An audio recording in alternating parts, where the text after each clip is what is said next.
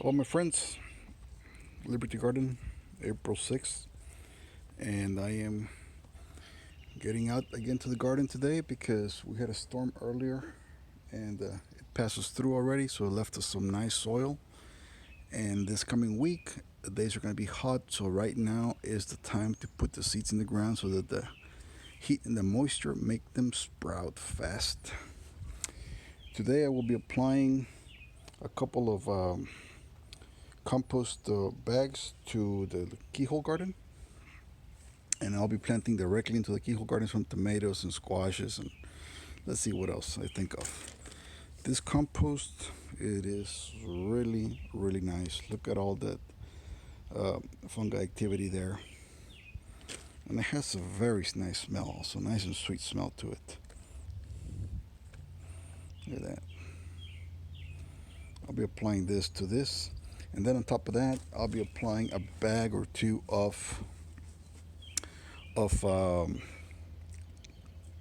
mulch.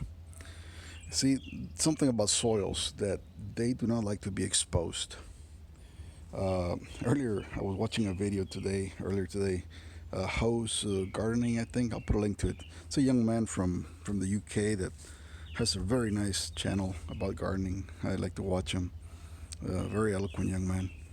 And he was talking about hydrophobic soils. And that is true. When you leave a soil exposed for a long period of time, it becomes, it repels water. So you basically water it and it just repels it. Let me give you an example. This one, even though we just had some rain come through, and I just watered this here because I added more water, because it really didn't catch much water because of the overhang. But look at this here. Let's look at, see how dry the soil is right at the bottom. See, this here has been without cover for a long time, and the soil has dried out. This is the place where I planted my okras. I haven't had a very good success germination rate on these. Maybe because okras really like the heat and it's been a little bit cool for them to germinate. Only a few have germinated, as you can see there. Or maybe because the soil is too dry. I'm not sure. But anyway, I am going to apply some compost to this one, and I'm going to apply some compost to this one. So one way to fix it, Hose mentioned it, is that you turn the soil a little bit, you mix it with some good organic matter, the compost, and then you plant into it. You water it thoroughly, and then you plant into it, or that's it. I mean, that's one way to rehydrate the soil.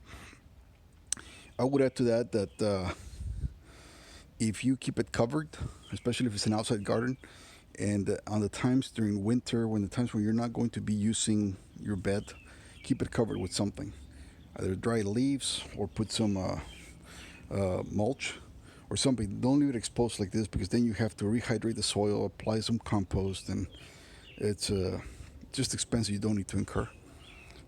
So always keep your soils covered. Even if you put a tarp over it, or you put leaves, preferably put organic matter on it, like mulch or leaves, dry leaves on it, to keep the soil just away from the elements, and it'll retain its humidity with the rains and stuff like that. But anyway, folks, I'm going to do that right now, and then I'll show you the end result, and then I'll be planting into this maybe later today or later during the week. Until next time.